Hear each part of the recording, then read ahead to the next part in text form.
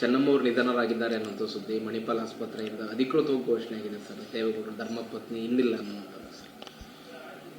ಚೆನ್ನಮ್ಮ ಅವರು ಕರ್ನಾಟಕ ರಾಜ್ಯದ ಹಿರಿಯ ಧ್ವನಿ ಮತ್ತು ಹಿರಿಯ ಚೇತನ. ಅವರ ಕುಟುಂಬದಲ್ಲಿ ಈ ರಾಜ್ಯಕ್ಕೆ ಕೊಡುಗೆಗಳಾದ ಪ್ರಧಾನಮಂತ್ರಿ ಸ್ಥಾನ, ರಾಜ್ಯದ ಮುಖ್ಯಮಂತ್ರಿ ಸ್ಥಾನ ಮತ್ತು ಅನೇಕ ಅವರ ಕುಟುಂಬದಿಂದ ಈ ರಾಜ್ಯಕ್ಕೆ ಕೊಟ್ಟಂಥ ಕೊಡುಗೆ ಬಹಳ ಇದೆ. ಅದಕ್ಕೆಲ್ಲ ಕಾರಣ ಒಬ್ಬ ವ್ಯಕ್ತಿಯ ಸಕ್ಸಸ್ಸಿನ ಹಿಂದೆ ಮಹಿಳೆ ಇರ್ತಾರೆ ಅನ್ನುವಂಥ ಏನೊಂದು ಮಾತಿದೆ. ಆ ನಾಣ್ಣುಡಿಗೆ ಒಪ್ಪುವಂಥವ್ರು ಅಂದರೆ ಚೆನ್ನಮ್ಮನವರು. ಯಾಕೆ ಅಂತ ಹೇಳಿದ್ರೆ ಸುದೀರ್ಘ ಜೀವನ, ದೀರ್ಘವಾದಂಥ ಅದರಲ್ಲೂ ದೇವೇಗೌಡರಿಗೆ ಹೆಚ್ಚು ಸಮಯವನ್ನು ಕೊಟ್ಟು ಅವರ ಎಲ್ಲ ಆಗುಹೋಗುಗಳಿಗೆ ಸಹಪಾಠಿಯಾಗಿ ಜೀವನವನ್ನು ಸಾಧಿಸಿದಂಥ ಒಳ್ಳೆಯ ತಾಯಿ. ಅವರ ಒಂದು ಸಾವು ನಮ್ಮೆಲ್ಲರಿಗೂ ಕೂಡ ನೋವನ್ನು ತಂದಿದೆ. ಈ ನೋವನ್ನು ಭರಿಸುವಂಥ ಧೈರ್ಯವನ್ನು ಅವರ ಕುಟುಂಬಕ್ಕೆ ಕೊಡಲಿ ಮತ್ತು ಅವರಿಗೆ ದೇವರು ಈ ಉತ್ತಮ ಜೀವನ ಸಾಗಿಸಿದಂಥ ಈಕೆಗೆ ಒಳ್ಳೆಯದಾಗಲಿ ಅಂತ ಹೇಳಿ ಪರಮಾತ್ಮನ ಬೇಡ್ಕೊಂಡು ಅವರ ಶಾಂತಿ ಕೊಡಲಿ ಅಂತ ಕೇಳ್ಕೊಳ್ತೇನೆ. ಮತ್ತು ದೇವೇಗೌಡರ ಇಷ್ಟು ಸುದೀರ್ಘ ರಾಜಕೀಯ ಸಕ್ಸಸ್ಗೆ ಎಲ್ಲೊಂದು ಕಡೆ ಚೆನ್ನಮ್ಮವರು ಕೂಡ ಕಾರಣ ಅನ್ನುವಂಥದ್ದು ಖಂಡಿತ ಇದು ಒಂದು ಆದರ್ಶ ಪತ್ನಿ ಅನ್ನುವಂಥದ್ದು ಖಂಡಿತ. ಯಾಕಂತ ಹೇಳಿದ್ರೆ ಒಂದು ಹಳ್ಳಿಯಿಂದ ಬಂದಂಥ ಒಬ್ಬ ಹೆಣ್ಮಗಳು ಇವತ್ತಿಗೆ ತಾಯಿ ಸಮಾನ. ಅವರ ಒಂದು ಸುದೀರ್ಘ ಜೀವನ ಎಷ್ಟೋ ಆಗುಗಳನ್ನು ಏರುಪೇರನ್ನು ನೋಡಿದ್ದಾರೆ.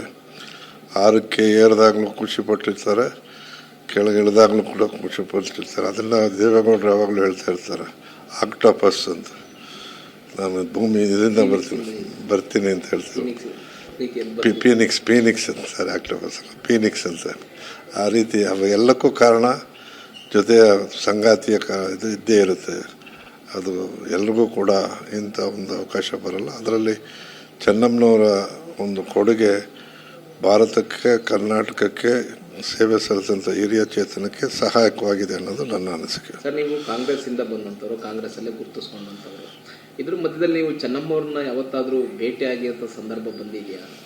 ನಿಜ. ನಾನು ಒಂದು ಸಾರಿ ರಾಜಕೀಯ ಜೀವನದಲ್ಲಿ ಏರುಪೇರನ್ನು ಕಂಡಂಥವನು. ನಾನಂತೂ ಅಧಿಕಾರದ ಹೊರಗಡೆ ಇದ್ದೇ ಜಾಸ್ತಿ ಜನ ಸಂಪರ್ಕ ಹೊಂದಿರತಕ್ಕಂಥವನು. ನನ್ನ ಮೊದಲನೇ ಸಂಪುಟ ವೀರಪ್ಪ ಮೊಯ್ಲಿ ಅವರ ಸಂಪುಟದಲ್ಲಿ ಸಚಿವನಾದಂಥ ಸಂದರ್ಭದಲ್ಲಿ ಹಿಂದಿನ ಒಂದು ಕೇಸು, ಚುನಾವಣೆ ಸಮಯದಲ್ಲಿ ಚಂದ್ರಶೇಖರ ಮೂರ್ತಿಗಳ ಪರವಾಗಿ ಹೋರಾಟವನ್ನು ಮಾಡಿದಂಥ ಸಂದರ್ಭದಲ್ಲಿ ಆಗದಂಥ ಕೇಸು 112 ಜನ ಮೇಲೆ ಕೇಸ್ ಹಾಕಿದರು. ಆ ಸಮಯದಲ್ಲಿ ಇದು ತಪ್ಪು, ನನ್ನ ಸಂಪುಟದಲ್ಲಿ ನಾನೇ ರಾಜೀನಾಮೆ ಕೊಟ್ಟೆ, ವಜಾ ಮಾಡಿದ್ದೆಲ್ಲ. ಕೇಸಲ್ಲಿ ಇದ್ದಾರೆ ಅಂಥೇಳಿ ಅಸೆಂಬ್ಲಿಯಲ್ಲಿ ರೈಸ್ ಆದ್ರಿಂದ ನಾನು ರಾಜೀನಾಮೆ ಕೊಟ್ಟೆ 12 ದಿವಸಕ್ಕೆ. ಪ್ರಥಮ ಮಂತ್ರಿ ವೀರಪ್ಪ ಮೊಯ್ಲಿ ಅವರ ಸಂದರ್ಭ, ಈಗಿನ ಮಂತ್ರಿಗಳು ಯಾರು ರಾಜೀನಾಮೆ ಕೊಡಲ್ಲ ಬಿಡಿ, ತೀರ್ಮಾನ ಆಗಲಿ ನೋಡೋಣ ಅಂತ, ಯಾರು ರಾಜೀನಾಮೆ ಕೊಡಲ್ಲ. ಅಂಥ ಸಂದರ್ಭದಲ್ಲಿ ಇದು ತಪ್ಪು, ರೇವಣ್ಣವ್ರನ್ನ ಮತ್ತೆ ಮಂತ್ರಿಮಂಡಲಕ್ಕೆ ತಗೊಳ್ಳಿ ಅಂತೇಳಿ ದೇವೇಗೌಡರು ನನ್ನ ಪರವಾಗಿ ವಿಚಾರ ಸಂಕಿರಣದಲ್ಲಿ ಭಾಗಿಯಾಗಿ ಅಂದಿಗೆ ನನಗೆ ಬೆಂಬಲವನ್ನು ಸೂಚಿಸಿದರು. ಆ ಸಮಯದಲ್ಲಿ ನಾನು ಅವ್ರ ಮನೆಗೆ ಹೋಗಿದ್ದೆ, ಚೆನ್ನಮ್ಮನವರ ಕೈಯಲ್ಲಿ ಊಟನೂ ಮಾಡಿದ್ದೆ. ನನ್ನ ಒಂದು ಇದೇನಪ್ಪ ಅಂತ ಹೇಳಿದ್ರೆ, ಯಾರಾದರೂ ಸಹಾಯ ಮಾಡಿದ್ರೆ ಅವ್ರನ್ನ ನೆನೆಸ್ಕೊಳ್ಳೋದು ನನ್ನ ಜೀವನದಲ್ಲಿ ಇಲ್ಲಿವರೆಗೂ ಮಾಡ್ಕೊಂಡು ಬಂದಿದ್ದೇನೆ. ಅದನ್ನು ನಾನು ಮರೆಯಲ್ಲ. ಮತ್ತು ಎಲ್ಲ ರಾಜಕೀಯ ನಾಯಕರು ಪಕ್ಷಾತೀತವಾಗಿ ಹೇಳ್ತಾರೆ, ಅವ್ರ ಮನೆಗೆ ಹೋದರೆ ಚೆನ್ನಮ್ಮವ್ರು ಕೈಲಿ ಊಟ ಮಾಡಿದ್ದೀನಿ ಅನ್ನುವಂಥದ್ದನ್ನು ಹೇಳ್ತಾರೆ. ಅವ್ರು ಯಾರೇ ಹೋದರೂ ಊಟ ಹಾಕಿ ಕಳಿಸ್ತಿದ್ರು. ಖಂಡಿತ.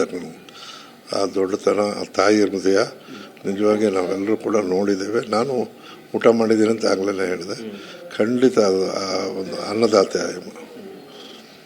ಮತ್ತೆ ಅವರು ಮಕ್ಕಳನ್ನ ಬೆಳೆಸಿದ ರೀತಿ, ಮತ್ತೆ ಗಂಡನಿಗೆ ಅವರು ಬೆನ್ನೆಲುಬಾಗಿ ನಿಂತಿದ್ದ ರೀತಿ, ಇಡೀ ಕುಟುಂಬವನ್ನೇ ಅವರು ನಿರ್ವಹಿಸಿದರು. ಒಂದು ಹಳ್ಳಿಯ ತಾಯಿ ಇಲ್ಲಿವರೆಗೂ ಪ್ರಧಾನಿ ಮಟ್ಟಕ್ಕೆ ಹೋದರೂ ಕೂಡ ಡೆಲ್ಲಿಲೂ ಹೋಗಿ ಜೀವನ ಮಾಡಿ ಅಲ್ಲಿ ಬಂದ್ಕೊಂಡು ದೇವೇಗೌಡರ ಎಲ್ಲ ಒಂದು ವಿಷಯಕ್ಕೂ ಸಹಕಾರ ಕೊಟ್ಟಿದ್ದಾರಲ್ಲ, ಅದು ದೊಡ್ಡದಲ್ವಾ, ಎಲ್ಲಕ್ಕಿಂತ ದೊಡ್ಡದು.